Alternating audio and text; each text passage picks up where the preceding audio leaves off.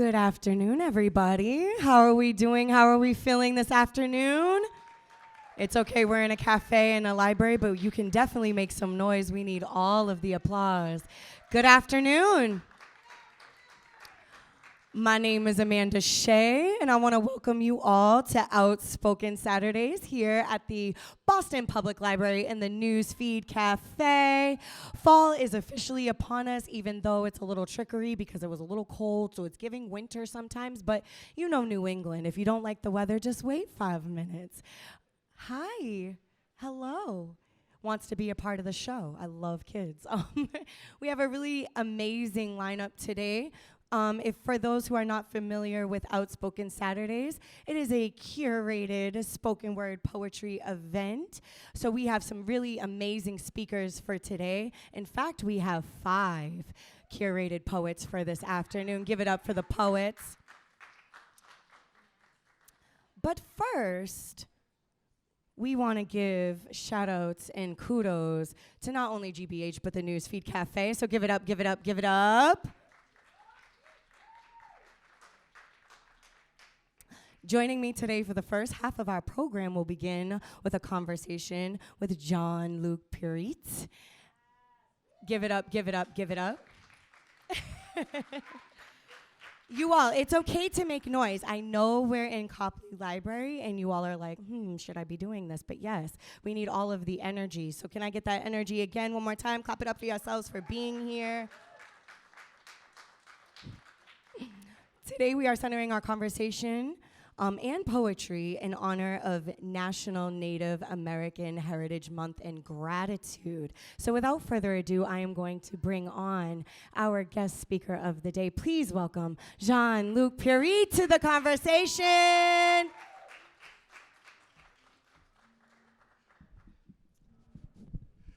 Oh, good. We're facing each other, right? Absolutely. We're not facing the audience, but they are a part of the conversation. An important part. Absolutely. I want to first start with an introduction. First of all, thank you so much for coming and joining us today. So happy to have you here. How's your afternoon? Oh, pretty good. I hear that there's a parade today, so there was a little bit of traffic, but I'm doing well otherwise. I heard they're doing a Veterans Day parade today. That's what they're doing today, even though it is next week. Okay. But they wanted to do it today, so Boylston was a little backed up. But yeah, did you get here and make it okay? I got here in time. I had my coffee, so I'm bright-eyed and bushy-tailed. Oh, I love that for us. Jean-Luc Purit from the I'm sorry, excuse me. I am not a robot. Excuse me. Tunica Biloxi tribe of Louisiana. You are an MLK visiting scholar at MIT Department of Urban Studies and Planning. Give it up for MIT. It's right down the street. Thank you. You are also the president of the North American Indian Center of Boston and the founder of IndigiFab, with areas of focus in supporting distributed networks for education, public policy advocacy for social justice, and supporting philanthropic foundations. Thank you. I don't know what's going on today. I think it's the weather a little bit. I'm sorry. I do not want to butcher the introduction. We are not a robot. Not at all. You have been awarded with the inaugural LaDonna Brave Bull Allard Science Activist Award at the Global Community Bio Summit, which is hosted by the Community Biotechnology Initiative at the MIT Media Lab. That is an amazing accomplishment. Please give a round of applause and love for that. Jean-Luc is also a part of the Global Community Bio Fellows 3.0 and participates in the BIPOC Makers Collective as supported by the Nation of Makers. Jean-Luc previously served as co-convener for the Institute for Collaborative Language Research, CoLang, which fosters relationships between academics and community language activists. Please, once again, put your hands together for Jean-Luc. Thank you. What a resume, first and foremost. When do you sleep? I have Reggie Alkavich, I'm going to give my shout out and embarrass people. Yes! Reggie Alkavich back there, my civic engagement coordinator. They have all of our our calendars, so they know exactly when we sleep. So you do sleep. I want to talk about and focus on being the president of the North American Indian Center of Boston, which I just found out is located right over here on South Huntington. Yeah. That's right around the corner from here. Describe what a typical day looks like for you, and what is the goal of being the president? Yeah, so we are Massachusetts' oldest urban Indian center. We provide cultural and social services for the New England Native American community for over 50 years now. We've been in that space for over 40 years. And a typical day, I mean, it could range from anything. I mean, all of the things that you're talking about in the introduction, these are just kind of like facets of the day-to-day work that we have. So we have direct client services, people that come in that have family situations or they need help with full-time employment placement. They'll come in for that. And then we have another part of the day where we go into coalition spaces. So we're working within racial justice, economic justice, climate justice, and working with partner organizations such as the United American Indians in New England, also with the Massachusetts Indigenous Legislative Agenda. So there's a lot of things. There were five bills within the State House that we're working on, trying to get passed.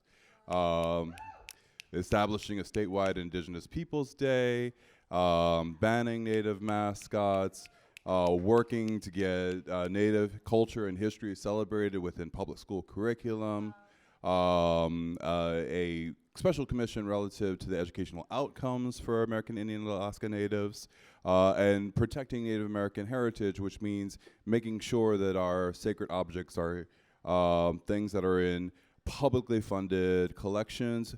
When they move to the acquisition nodes, they don't send them directly to the auction houses. So we're kind of doing everything all at once, and we're just a team of like less than 10 people.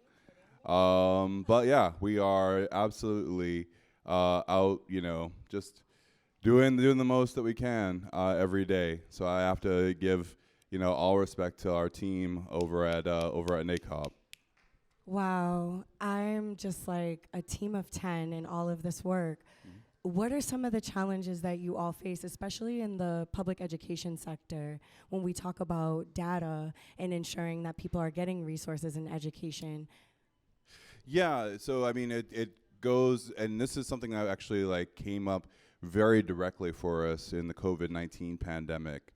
What we found and what we knew to be happening, because we actually also came across this issue in terms of our women who are affected by sexual assault, domestic violence, cases that are underreported, ways in which our community is not showing up in numbers. And so what was going on in those situations, both with the violence against women and the COVID-19 pandemic, is a lot of the times our people would show up in categories such as other. White, black, Latino, Asian American, and then, you don't see American Indian or Alaska Native in the numbers, but you do see this other category. And so we actually had to discern, we had to look at the national picture and then make the case that there were disproportionate impacts within our community based upon what the national picture was.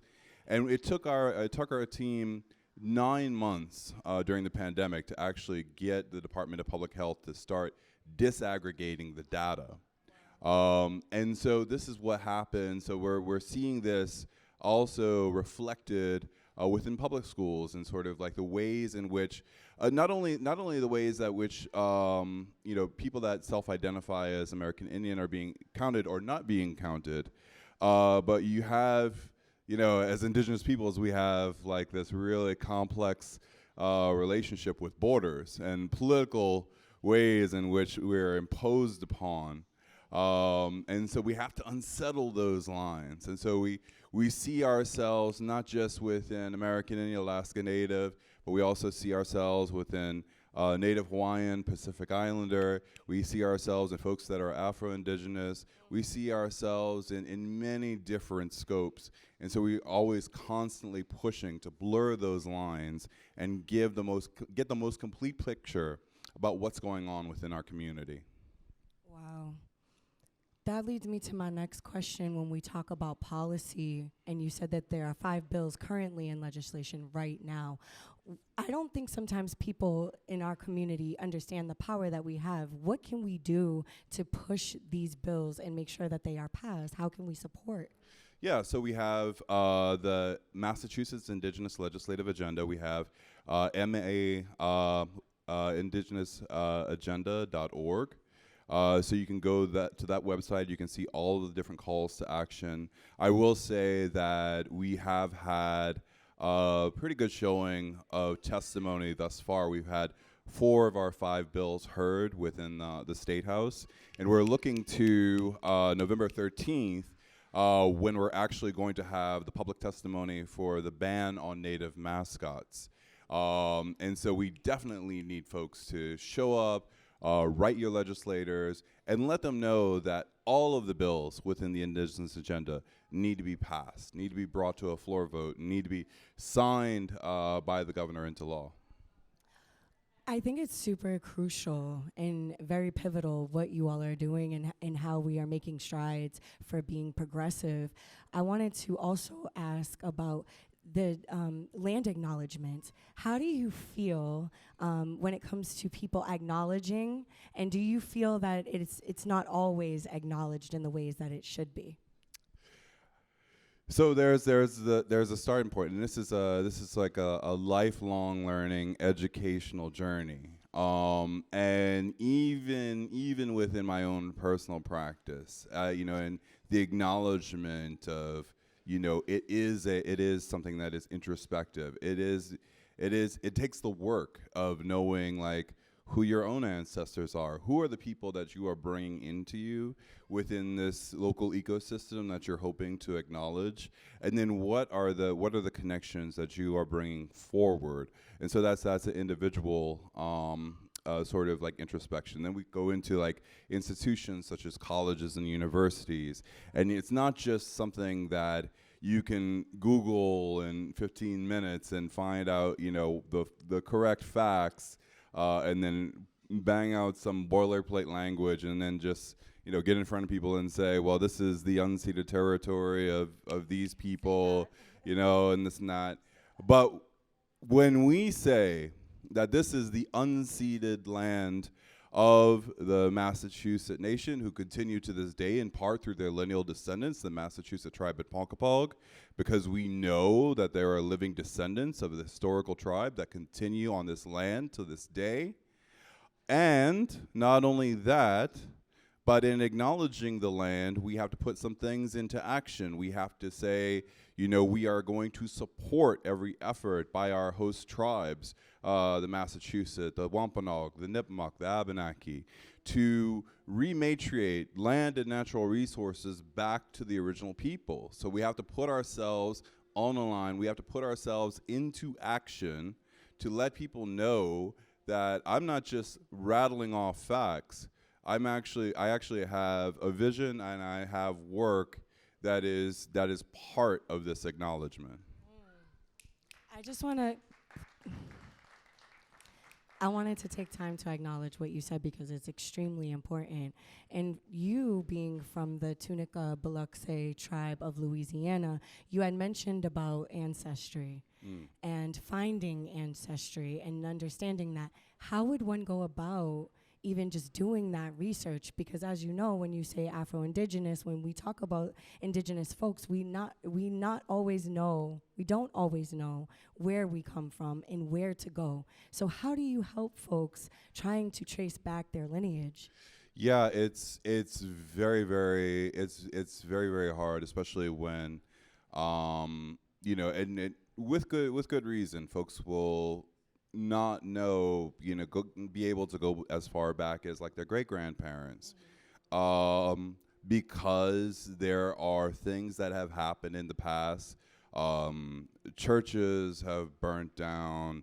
Records have gotten lost, not because of accidents. I mean, there's uh, actual physical erasure that has happened. Absolutely. And so it's definitely what it took for my family, for my mother's side in particular, was always having to try to trace, go to the libraries, go to the archives, go to, if a certain church burned down or something like that, maybe there's an archdiocese or something like this.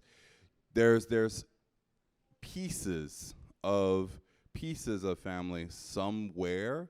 And our friend Skip Gates makes a good living out of this. But that's something that you don't need. You don't need Skip Gates to come and say, let me help you find your roots.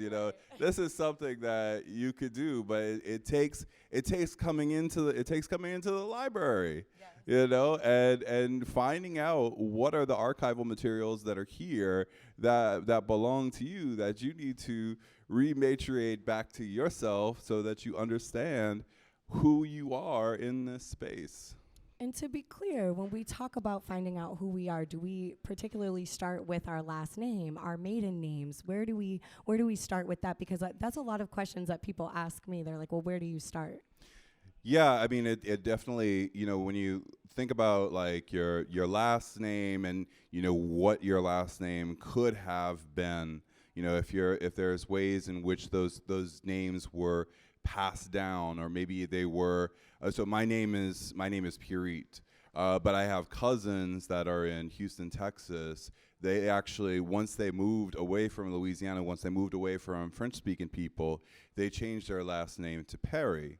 And so you can kind of see like there's ways in which names themselves have changed over time, and it's just kind of like it takes sort of like knowing like, well, maybe my family didn't always speak English, and what were the languages that my family spoke at that time.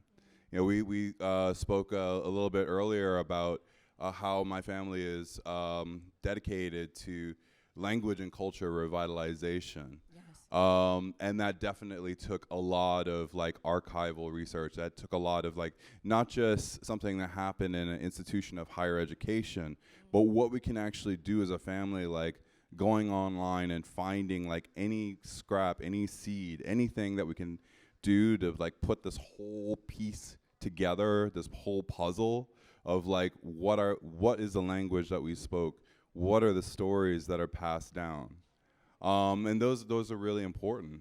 And you'll find that if you like have access, if you're so blessed that your grandparents are still living with you, and you might have some funny thing that they say, some story, some fragment, some piece, you can actually learn a lot just by trying to remember what that story is and where that story came from.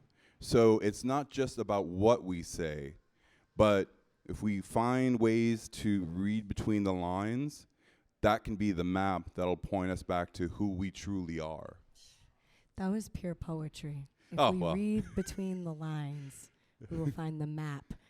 That is beautiful. And speaking of map and storytelling and preserving, our artifacts, the things that mean a lot to us in our culture, you have an exhibit coming up, or actually is already here, and it's going into the summer in Baton Rouge. Can you speak about that? Yes, in Baton Rouge, Louisiana, at the Capitol Park Museum. So I'm probably, I don't know, maybe we should uplift some Boston specific stuff, because I'm sending everybody to Louisiana now, which, It's I okay, could. we wanna and, come. Mardi Gras is the day before Valentine's Day, so you might want to make a My twofer birthday's in there. February, so I'm going to take See, you up on that. birthday, Mardi Gras, and Valentine's Day. Treat yourself. There it is. But while you are there in Louisiana, if you're able to go to Baton Rouge, Louisiana, the capital of the state, at the Capitol Park Museum, there is an exhibit called Mythologies Louisianaises, or Mythologie Latanier.